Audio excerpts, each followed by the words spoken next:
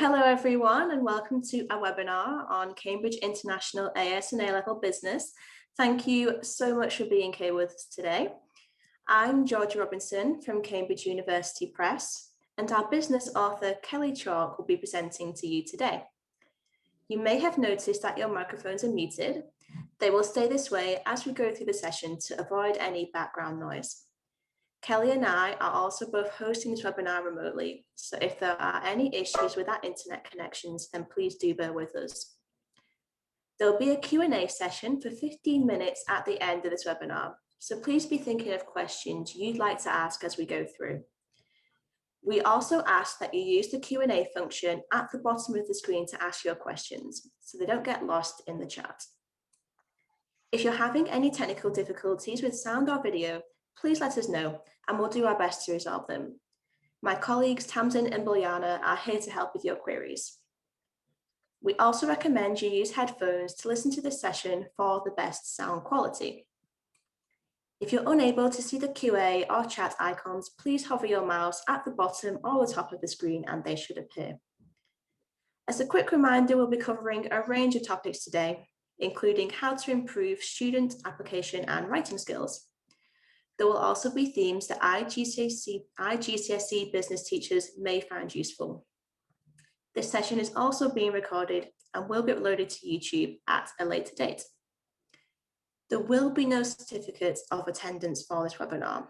However, we will be sending a thank you for attending email next week, and you can use this as evidence that you attended the session.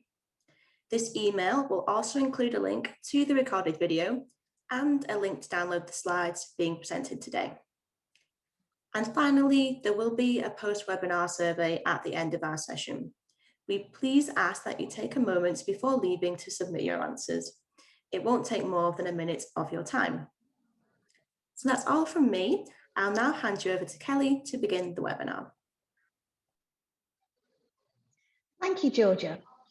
Hello to everyone. I hope you can all hear me, and it's really lovely to see so many of you with us today. As Georgia has mentioned, we are doing this remotely. I don't anticipate there being any issues with my internet connection, but please do bear with us if this is the case. So just to give you a bit of background to myself, I have a degree in business studies, and then I qualified as a business studies teacher in 2003.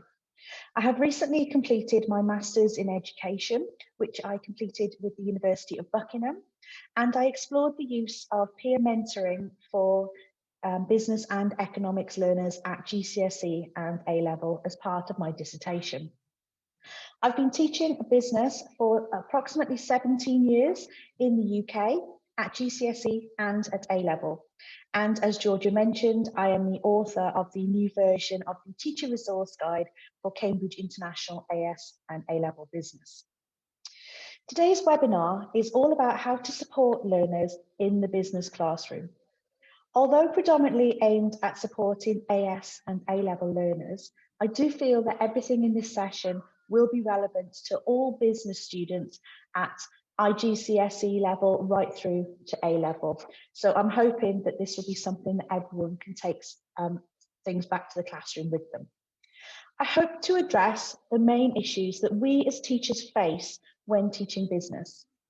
So that includes how to improve learners' key skills, how to enable them to be successful in the subject, and how to explore common misconceptions within key topic areas. And I hope I'm going to support you today in feeling confident with these.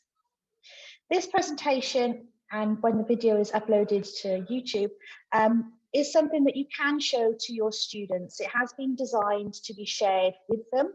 They can use the activities that are on the slides, and these can also form lesson activities.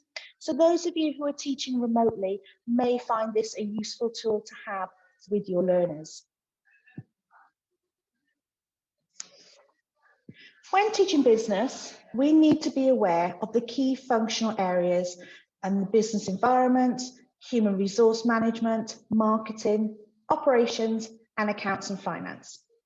This slide is a specific outline for the Cambridge International AS and A-level course, but it is very typical of most business courses and their requirements.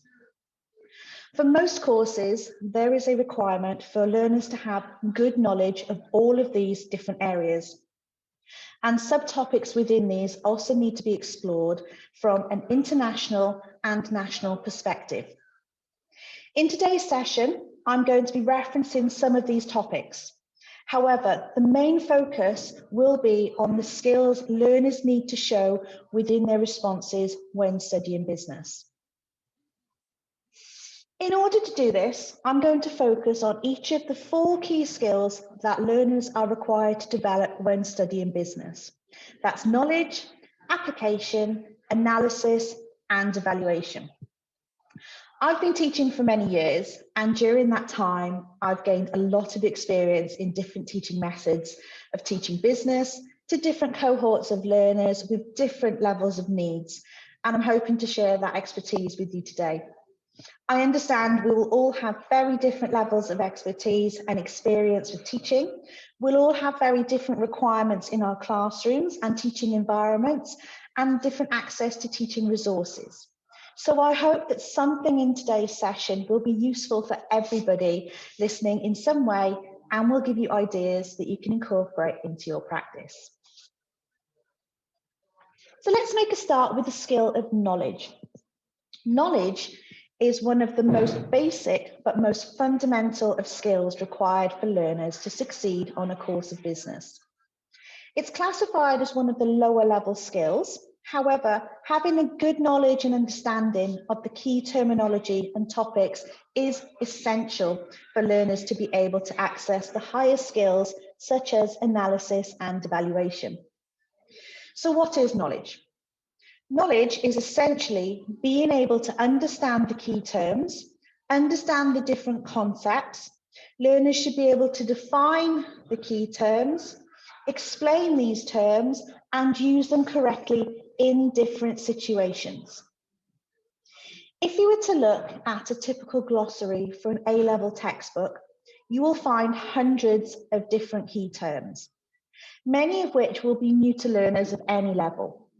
I've always said and firmly believe that teaching business is like teaching a new language.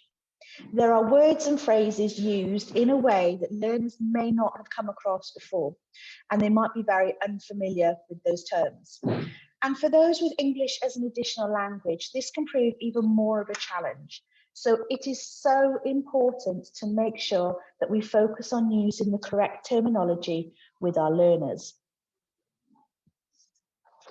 As such, it's important to spend time building their vocabularies. And a good way of doing this is using low-stakes formative assessments to support learners through the course. And it's a really great way of providing details and meaningful feedback with minimal marking for the teachers. These can actively involve learners in their own learning process. They can provide opportunities for improvement and reflection, and it can make learners more prepared for larger stake assessments. And there are lots of different tools that can be used to develop learners' knowledge. For example, multiple choice quizzes. These can be a really simple way of seeing if a learner has understood a topic. Using the example here, we can see that the learner is being asked which of these terms applies to a sole trader. If they get this question wrong, we can very quickly see which one of these issues needs to be addressed in their learning.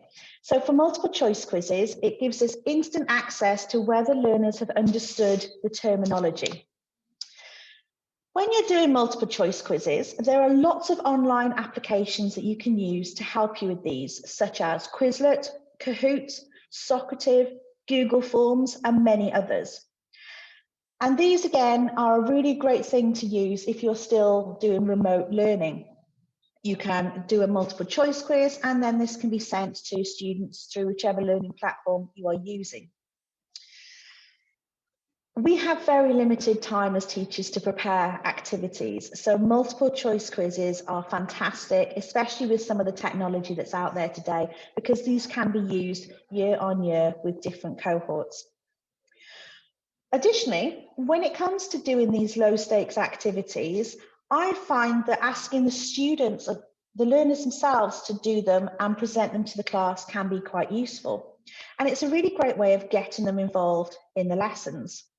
So, for example, I might ask some learners to create a gap fill activity. So here we have an example of what I mean by a gap fill, where you provide a sentence and then a selection of answers, all of which you can see in this example. If somebody hasn't understood motivational theory, they might be very unsure of this answer. But this is something that the learners can create themselves, and they can take ownership for their learning. You could ask learners to create a 5-question knowledge quiz on business ownerships and structures as a task to complete before the lesson. They could then deliver this to the class as a starter activity, with another group selected to create the quiz on limited companies the next lesson, and so on and so forth. Again, you can use these to identify common misconceptions in learners' answers and understanding before you move on. It is important to make sure these low stakes activities have some level of challenge, otherwise they're just really testing recall ability. You don't want to make them too easy for the learners. So here are just a selection of different activities that can be used. So we've got glossaries where learners could write down definitions, quizzes, true and false, group discussions, peer assessment, etc. There's lots of different activities that can be used. These are really useful to use at any part of the teaching process, and they are particularly useful to gauge an understanding of a learner's vocabulary. By doing this, we can see what learners understand and make sure they've got that fundamental basis before we move on and take their skills even further. Here is another example of an activity that can be used with learners. Very often, learners will use the phrase within their responses, such as "the business will make money," which, although not incorrect, is an opportunity for us to highlight where they could be encouraged to use better terminology. You can introduce learners to alternative terms for words to say money. So if they were to say the business will make revenue or the business will make profits, that will automatically strengthen what they're trying to say. Here are some other examples of where learners often use the word money, and again, we can replace this with better terminology. So by saying the business will make more money, as we've said, you could replace that with the word revenue.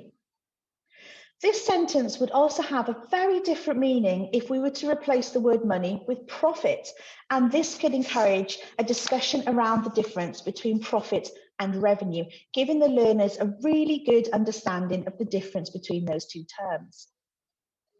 Another common phrase is the business will pay their workers more money.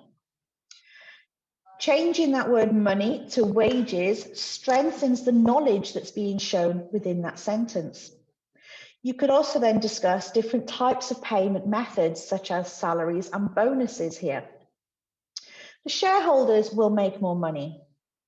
And again, we can replace this with a much better word, which is dividends, and that's showing that the learner has a much stronger understanding of the terminology related to shareholders.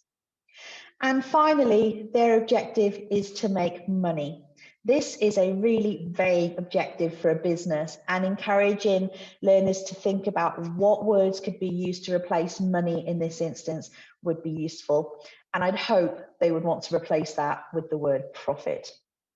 So that's just a selection of activities that could be used very easily to improve knowledge and generate discussion around areas where learners could strengthen what they're saying. When addressing knowledge, it is important to be aware of where common misconceptions in understanding take place. So you are prepared for these and you can address these when they do happen. So here is a list of some of the most common areas where I see this occur. An area often confused is the public and private sector with public and private limited companies. And this would be something I would very much focus on and spend time doing activities, encouraging learners to use the correct terms in the correct situations. Stakeholder and shareholder is another example of where learners often find that their knowledge gets confused, understanding that a shareholder is a stakeholder, but not all stakeholders are shareholders. The difference between social enterprises and charities is also really important to highlight to our learners, remembering that social enterprises need to sell products and services to make a profit, which they invest into their good work, whereas charities fund their work through donations and fundraising. So both types of enterprises will actually be run in very, very different ways and are very different. So be aware of that misconception. Consumer and customer is another area where you might find some common misconceptions between the terms. Just to give you an example here, this is important in things like marketing, where the person buying the item, as in the customer, may not necessarily be the one using the item. So a good example, I always say, would be a company selling baby clothes, that the baby clothes are going to be worn by the baby, but they don't get to choose whether they're buying it. That's the customer. Children's toys, that the consumer is often the child, and normally the advertising in that instance is to the consumer to encourage the child to want some toys, but the customer, the person purchasing it, will be the parent. So watch that, especially when it comes to advertising within the marketing mix. McGregor's X and Y theories are another area to be aware of. Learners often refer to McGregor's X and Y theories as a motivational theory, whereas they are in fact a leadership theory, and it's how leaders view their workers. In operations management, learners find the difference between production levels and productivity levels very challenging. So again, focus on developing the differences between these with your learners. Learners often believe that all firms want to grow as an objective, and when teaching objectives, it is important to also highlight where firms may not have a particular objective, such as growth, and to explain to learners how suitable different objectives are in different situations. And finally, place and location. These are often confused. So place is in the marketing mix. Location is part of operations strategy. Place is the point at which the consumers can access the product and service, which is usually the retailer's website, wholesalers, etc. And the location refers to generally a geographical location and its surroundings. So again, that's just another area to look out for. So let's move on to application, and this is certainly a skill that I would spend a long time focusing on. Once learners have got a good understanding of the required key terms, they can start moving on towards the skill of application. Application is being able to apply the key terms and theories correctly to different business concepts, using knowledge to address business problems, and there will be a focus on case studies and real-world application in this skill. The skill of application is absolutely critical for success in business, and I would spend a significant amount of time on this. Application is not just including the name of a business in an answer or a comment. It is about taking the knowledge that has been learned and linking it directly to the issue the learner is faced with. It's also about selecting the most suitable and relevant knowledge from the case study and context with which they're working. This is a technique I like to use with my students, and it's a useful method for learners to use to support them in improving their application. And I like to call this taking the right steps. This is a series of areas that learners can use to enhance the quality of the application within their responses. So STEP stands for stakeholders, text, external environments, products and service, and size. And we're going to have a look at each of these steps in turn and explore how they can be used to help us develop application within learners' responses. I would just say that it's probably not appropriate for a learner to include all of these points within some of their responses, because that's just going to be too much for them to do. So let's start off with stakeholders. So a stakeholder is any group with an interest in the success of a firm's activity. Referencing specific stakeholders when dealing with case studies can really help improve the quality and depth of application in learners' responses. For example, a learner could say that a particular change could lead to happier customers, which, although is a suitable statement, the sentence could be applied to any business with customers. The key to get application right is to see if the sentence that has been written can be applied to any other business or any other case study.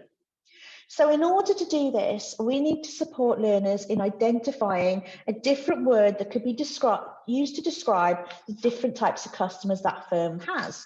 For example, are they tourists, shoppers, diners, holidaymakers, clients, etc. So think about how the customers of a particular case study would be called. So if we were to change this example to "it would lead to happier shoppers," we can assume the context that we're dealing with is in the retail sector, and therefore this sentence has a much stronger application to it. The same can be said for stakeholders such as workers. For example, the learner could say, "this is likely to upset the workers." And again, as a statement, that's not incorrect, but we could apply that to any firm that has workers. So encouraging workers to think about the type of worker that might be in that case study, or the type of employee titles that might be in that case study, would be useful. So if we were to change this to say, "this is likely to upset the pilots," this clearly indicates that the case study must be an airline, therefore add an application to this point. It is also worth acknowledging that different types of stakeholders within the same group might be impacted in different ways.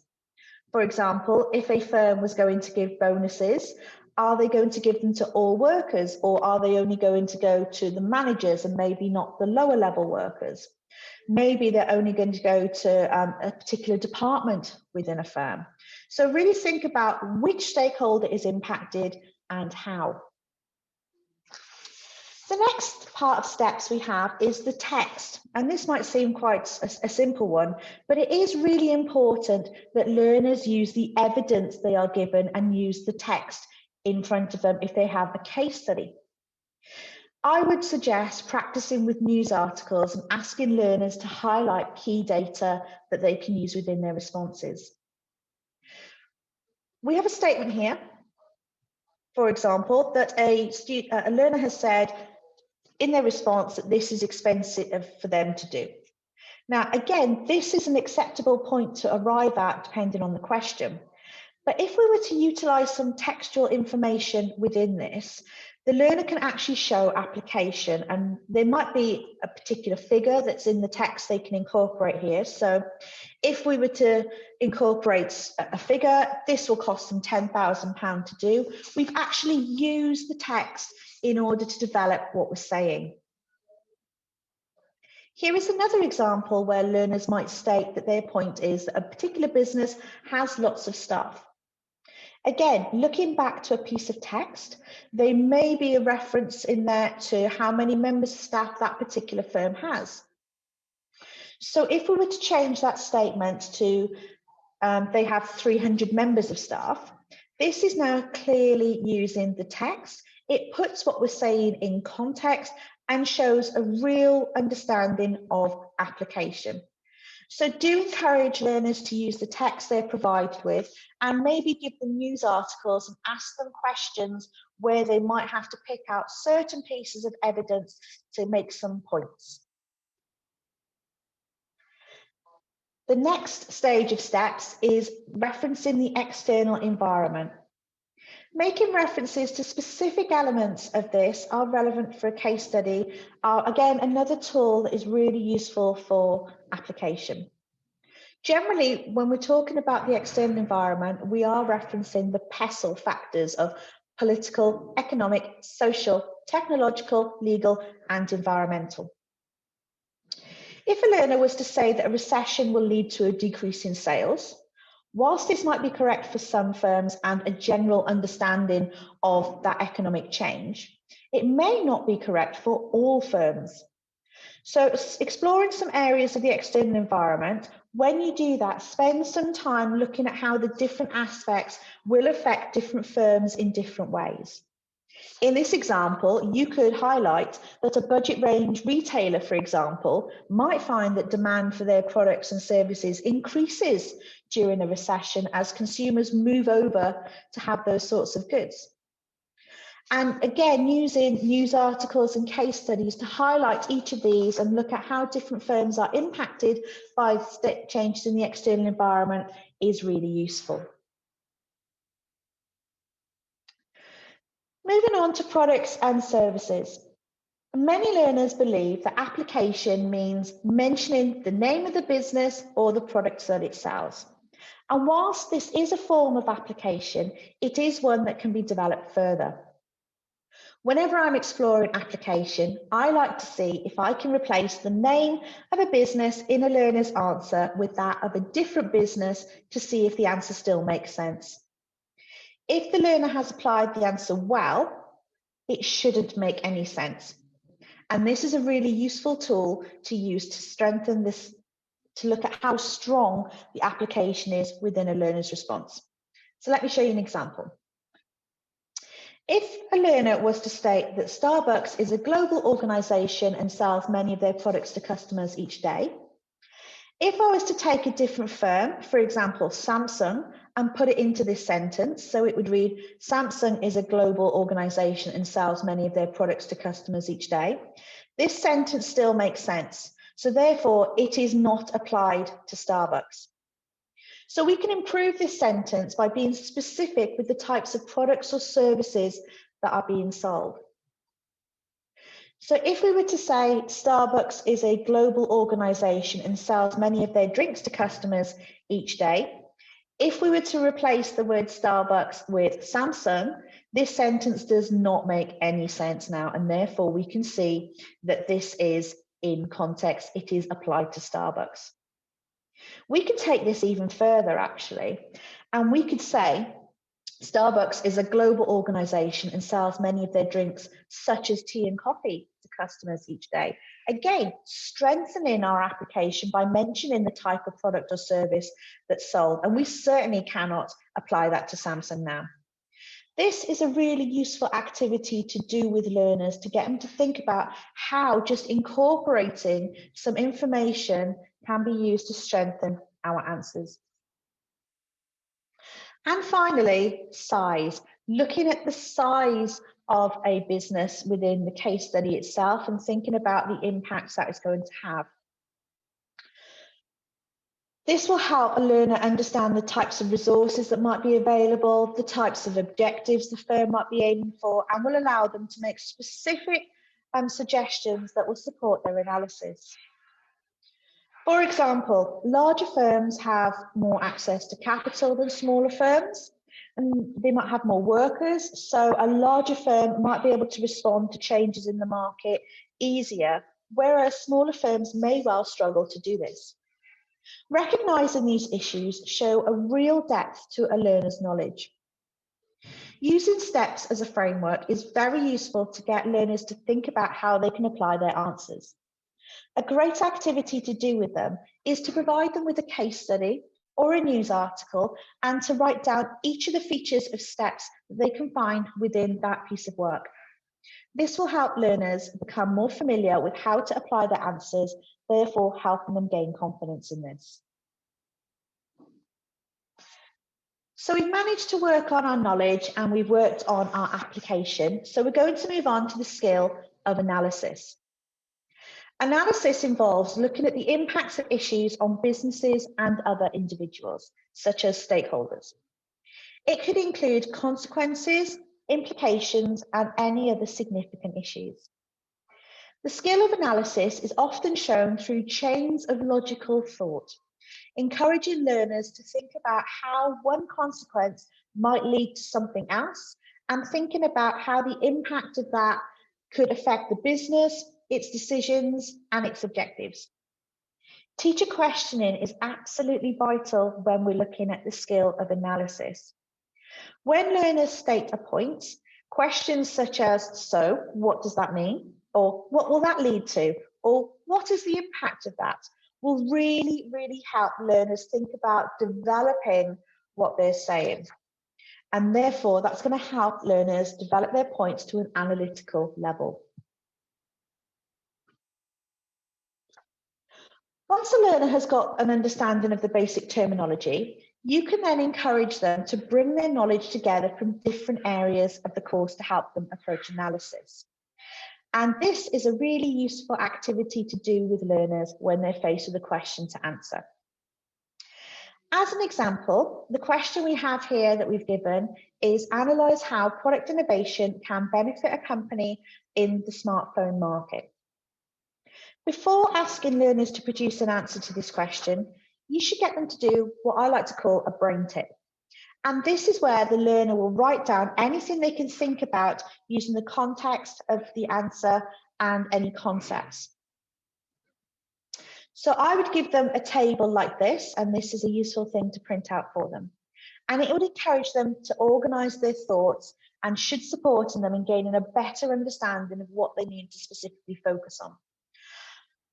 Spending time on thinking about what is required for questions rather than constantly writing the answers will give learners a much deeper understanding. So the concept in this particular question is about product innovation. And you might need to highlight this to the learners. They may not see this straight away. You should then ask them to spend maybe a minute writing in the concept box everything they can think of to do with product innovation. So, for example, USP, developing products, product lifecycle, marketing mix, etc. Then we need them to go back to the question and think about what impact it's going to have. So we are looking at the impact of product innovation as a benefit for a company in the smartphone market. So we've asked them to write down impacts. So product innovation can benefit through new customers, increased market share. It could also lead to increased competitiveness. And then the final thing they need to think about is that of the context, i.e. what business are we looking at and what words can we use as part of our steps to describe this. So here we're looking at a company in the smartphone market, so they should write down anything they can think of to do with that context. This technique allows a learner to explore everything they know that could be included within that answer. And then from that, it enables them to pick things out of these boxes to be able to write a much more detailed answer that hopefully will be structured well.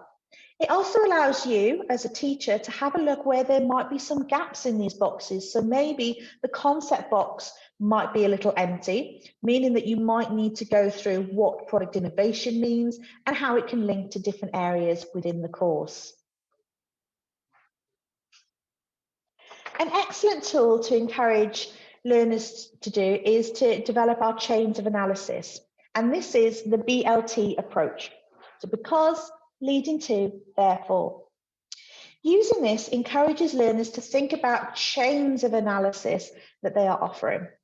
So they would make a point, explain that point, and develop the impact of that point for either the company or the stakeholder within a particular question. So let's have a look at an example of this in action. If we assume a question here is related to the benefits of Nike using questionnaires, we have an example answer using the BLT approach. So one benefit of Nike using questionnaires is that it can get information on their customers. So that's our initial point that we're saying. This is because they can ask some questions to learn more about how to develop their training shoes. So the learner has explained what they mean. This will lead to Nike producing a new shoe, which their customers want, therefore increasing their revenue potential. You can see from this, the learner has clearly discussed why using questionnaires is beneficial. We've also got some excellent context in here with the use of the term training shoes.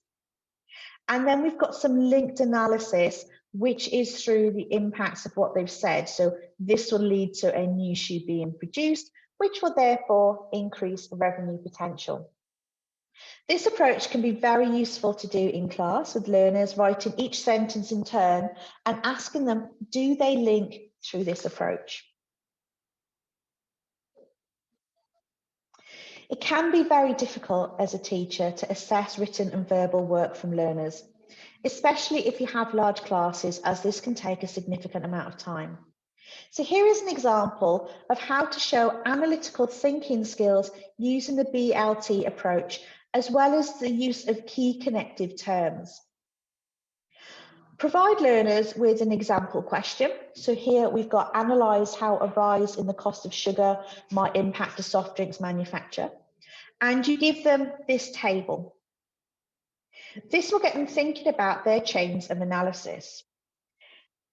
Ask learners to write down the point they would make to answer this question. So, for example, they might say that if there's an increase in costs, the firm might put their prices up. They would then need to explain why this is going to happen. So this is because it's more expensive for the raw materials. And then thinking about what is that going to lead to? That's going to lead to lower revenues. And then lower revenues probably going to lead to lower profits. If you give learners 3 or 4 minutes to think about structuring a point like this, you could then invite learners to share this table with you to see if their points link and make sense. Alternatively, you could then ask them to write a paragraph using this structure and making sure that they are linking back to their BLT suggestions from the table. So this is an example of how that paragraph might actually look when it's written. So one possible way that a soft drinks manufacturer will be affected by the rise in the cost of sugar is it is now going to cost more for them to buy their raw materials. You can see here that the learner has stated a valid point, because if the cost of sugar goes up, companies like Pepsi might have to increase their soft drink prices to cover this increased cost. Again, it's really been explained well. So here we've got some context by using a company like Pepsi.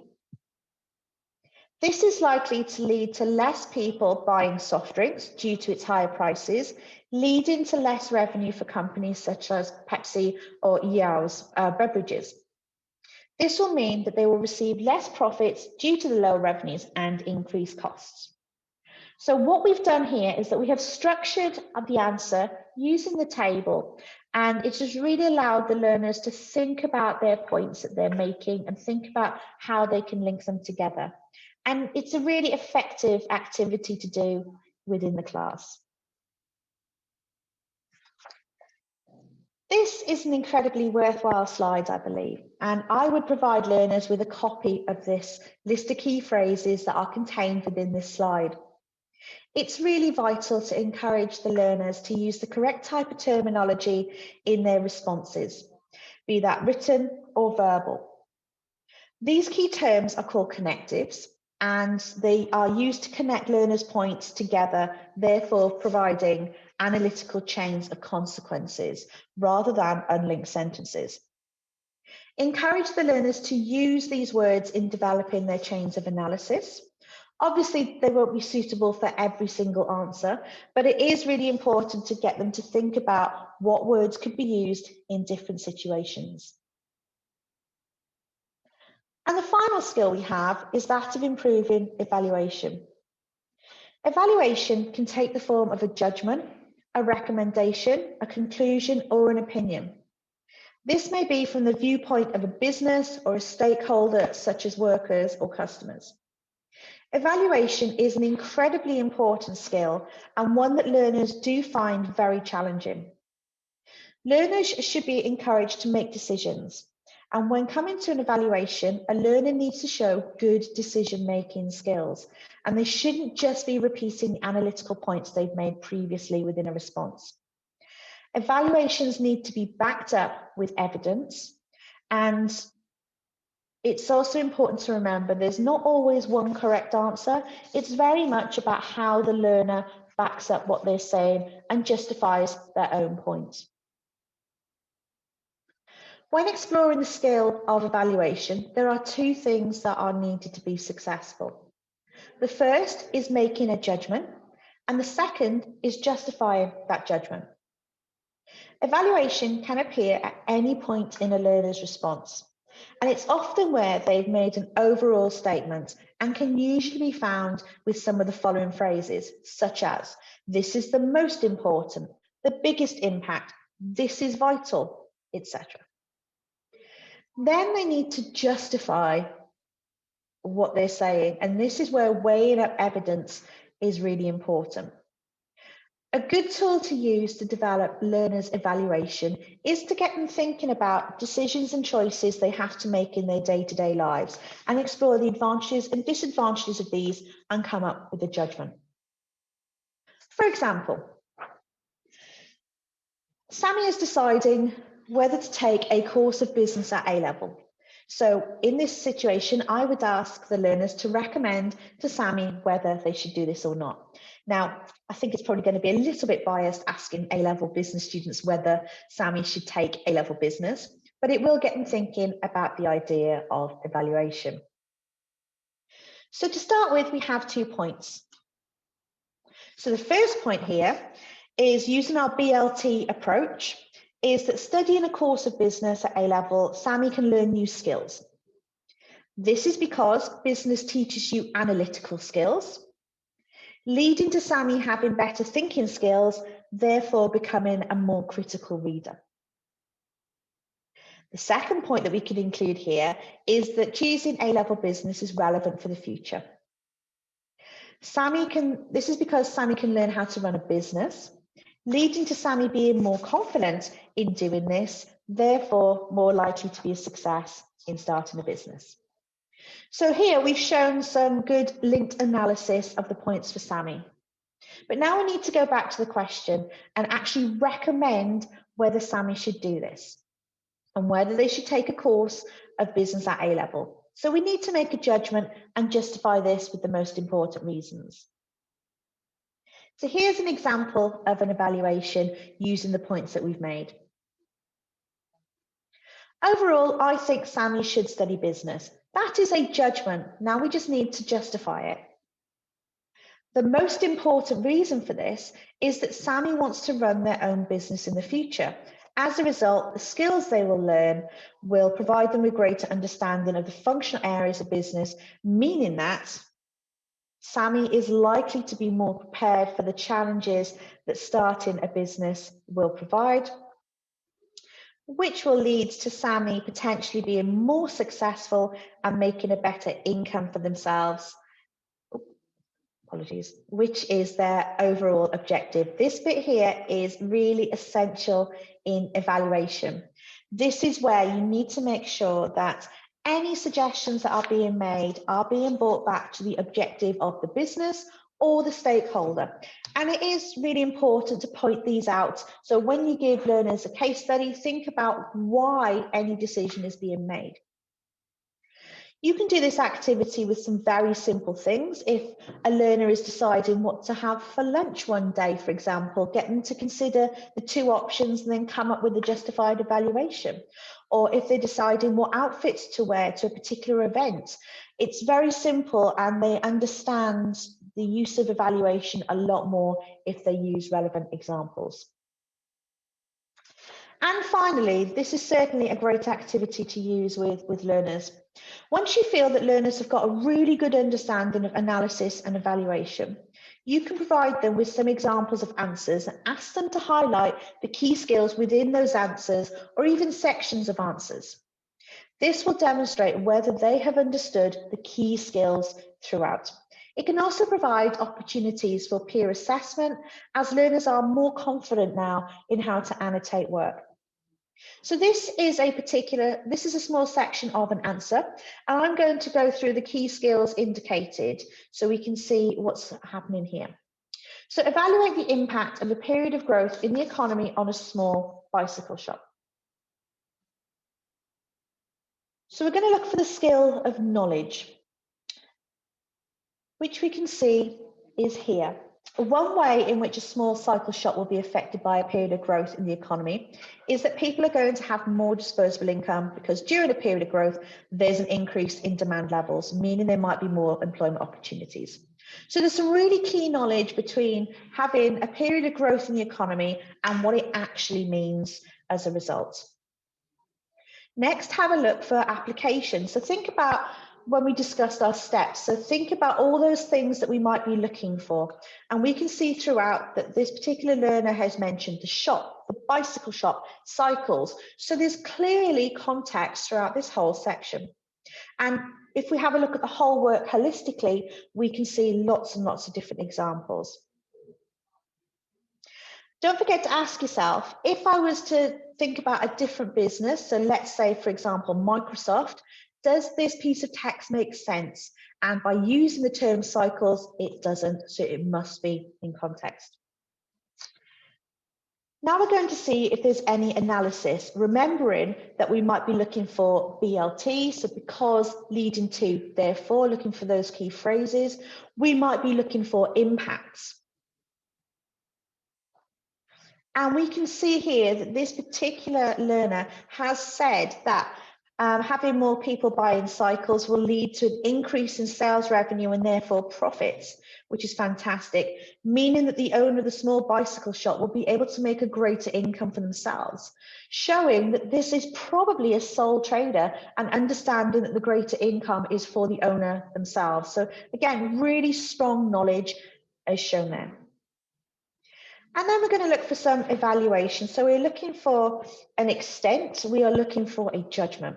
And at the end of this paragraph, we have actually got some evaluation where the learner has shown the extent to how much this is true. And has commented on the fact that not all shops will be treated the same, or not all bicycles will be treated the same as well. In particular, that only some of the more expensive cycles might be affected the most. This is a really well-structured section displaying all of the key skills required to be successful on any course at IGCSE, AS or A-level. The final section I want to think about is just about how to develop those thinking skills in our learners. It's important to encourage our students to be critical thinkers, and they need to be able to come up to their own decisions and conclusions based on a wide range of evidence in different situations. There are many different techniques that can be used in the classroom to help develop these thinking skills, and it's important to make time within our teaching to do this. Very often, we always want to provide our learners with the answers, but we have to make sure that they can come up with their own ideas and their own thoughts. So activities such as encouraging interaction and discussion, reflection, real life situations, question and challenge, using case studies, encouraging our intellectual curiosity, running mini enterprises, open-ended questions and project-based learning are excellent tools to develop our critical thinking skills. The new teacher resource for Cambridge International AS and A-level business has lots of examples of these techniques and activities incorporated within the lesson plans and teaching materials. And there are so many examples of these being used because I believe these are fundamental to expanding the skills of our students to encourage them to be successful. This final slide is really something that is useful to share with your own learners. And it just gives them an indication of the key things that they should be doing, which is everything that I've discussed hopefully with you in this session, about using steps, doing a brain tip, thinking about the question, using the relevant terminology, and also justifying our judgments. And so this is something that you can share with them. I'm aware and hopeful that you've taken a lot of information from today's session, and I really want to thank you all for joining us today. I do hope it has been useful. It has been my absolute pleasure to deliver today's session for you, and I believe we may have some time for some questions. So I'm going to hand back over to Georgia. Thank you, Kelly. And just to say, we've had such lovely comments in the chat that people are finding this session so useful. So really thank you for that feedback, and thank you for putting on such a great session, because it's helped a lot of people. So we have lots and lots of questions, and I'm sorry, I don't think we're going to get around to all of them, but we'll do our best to get through as many as possible. So the first question we have is from Anita, and they ask, how can we help students who are not very competent with analytical writing write qualitative evaluations? That's a great question. For me, I think it's about building up each of those skills in turn. And so if I've got a student that isn't able to do the analysis, using those tables and actually getting them to think about all of the points they're making before actually doing lots of writing, I think is time well spent. And I don't tend to, with my own learners, I don't tend to do a lot of writing until quite far into the course, where I feel that if they're going to do it, it's going to be beneficial for them and for me as well. So a lot of time planning and getting them to think almost sentence by sentence. Does that sentence link to the one that I've just said? If not, how can I change it? And just building up those skills and helping them build the confidence. I think that's what I would suggest with those skills. It takes time, but as I say, baby steps is the key to success. Thank you, Kelly. We have another question from George here, who is a business studies IGCSE and AS level teacher. And they ask, are there any prerequisites for someone to have before they could study business studies at IGCSE level? Great question. I think that depends on the school. Some schools may have their own prerequisites. I've taught learners who have not done any business qualification for IGCSE. I've taught students at A-level that haven't got an IGCSE as well. So for me personally, I like to think it's just a fresh, clean sheet for everybody, which is probably a little bit easier for me as a teacher, because I know exactly where I'm starting with everybody. But I think that depends on college and school level on what their requirements are. Thanks, Kelly.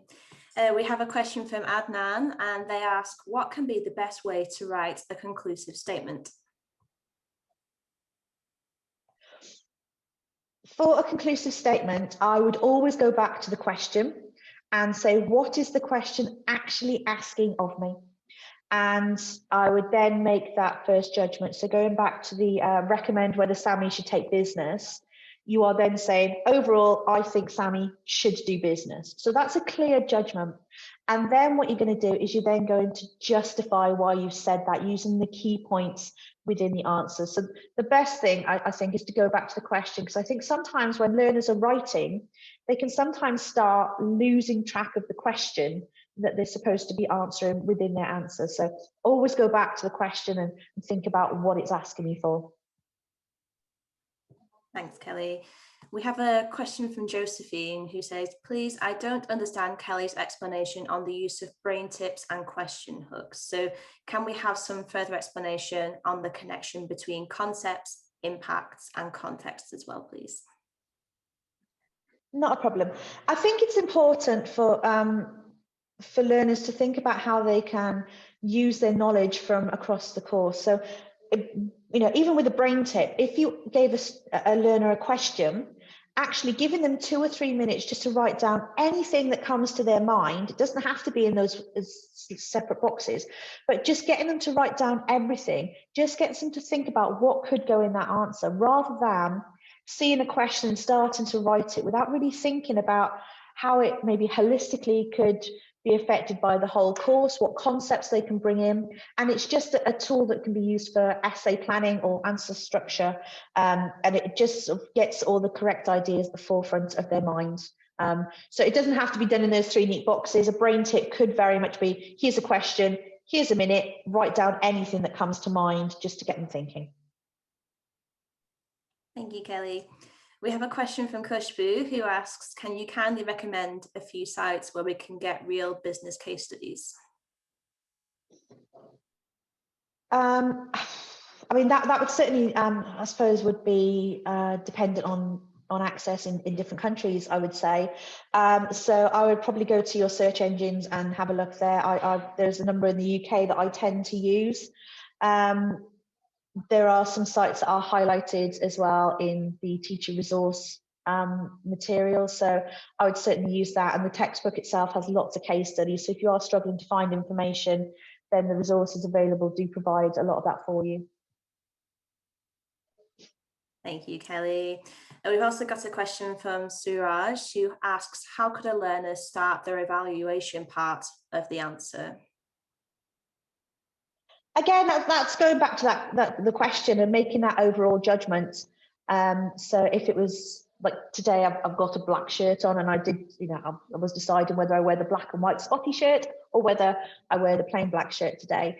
So going back to it, I made the decision to wear the black shirt. That is the judgment that and that's where I would need to back up and say why I made that decision this morning.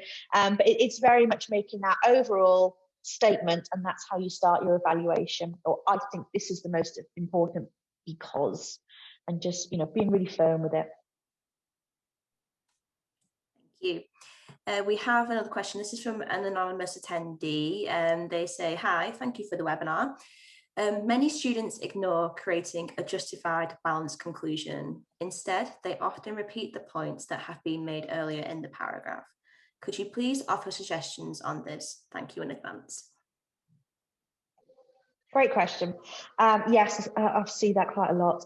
I think it's about picking out the most important points that have already been presented and explaining why they're the most important, but also perhaps saying why they're more important than the other points that have been raised. So it's about using the evidence that's been presented and saying, right, this is what I think, this is the most important reason, and I'm going to tell you why that's the most important reason and why I've selected that reason. So it's about taking the evidence and justifying it. So going back to the question with Sammy, based on all of the evidence that we had with the question with Sammy, is if Sammy wanted to start up their own business, that is essentially going to be the most important reason that I would give for Sammy choosing A-level business. And I would justify the fact that that's Sammy's objective. So that's why I have selected that as the most important way of backing up my answers. Thanks, Kelly. Great advice. We have two questions here that are kind of similar, so I'm going to try and package them together. One is from Ariella, who asks how to build motivation in students who dislike reading. And the other is from Deepak, is how do we help students that are lazy and do not want to work harder? So maybe there's some general advice here from your own experience to kind of how to motivate students who dislike reading and how to get them to engage further. Absolutely. I think the key thing is to work with the students. So if they dislike reading, the first thing I tend to do is ask them what hobbies and interests that they have. And then I will encourage them to do some reading and research around those areas. So they're learning about things that they're interested in. So for example, if they're interested in music, I might go and ask them to research a particular record label, or if they're interested in clothing, I get them to research a clothing brand that they like, and maybe get them to think about doing a presentation on that particular industry and presenting that to the class. It's about finding their interest. It doesn't really matter too much when you're trying to build these skills, what case studies they're using, but trying to find things that they're interested in is useful. Also, they don't always have to do reading. I find that getting them to watch a documentary, they're quite happy to be on screen. So if you've got access to things like Netflix or streaming services, there's loads of documentaries on there, and they tend to be quite happy to watch that, or podcasts. It's about finding things that perhaps work for the students a little bit more, and then with the, I suppose not necessarily some of the students perhaps aren't working as hard as they can. That's where those techniques, such as just giving them a table to fill in the key points that will take 3 or 4 minutes, will probably get more out of them than trying to get them to write a whole answer. And it just means they can do that little bit of work, and then you can sort of get them to work a little bit harder at a later stage. Thank you, Kelly. Some really great and informative answers there. I'm afraid that's all we have time for today. Thank you for all of your questions, and apologies if we didn't get around to answering yours. And thanks also to Kelly for taking the time to present for us today. As we said earlier, we will be uploading a recording of the session to YouTube, so you'll be able to revisit the webinar and share with colleagues. If you tick that you'd like to hear more from Cambridge University Press, we'll be in touch over email with even more great content from Kelly. And we'll also let you know where you can find out more about our new Cambridge International AS and A-Level Business Series. Finally, we please ask that you fill in the post-webinar survey that we'll be launching momentarily. There are just 3 quick questions that should only take a minute of your time. So that just leaves me to say, have a good day wherever you are. And thank you again on behalf of Cambridge University Press. And goodbye for now.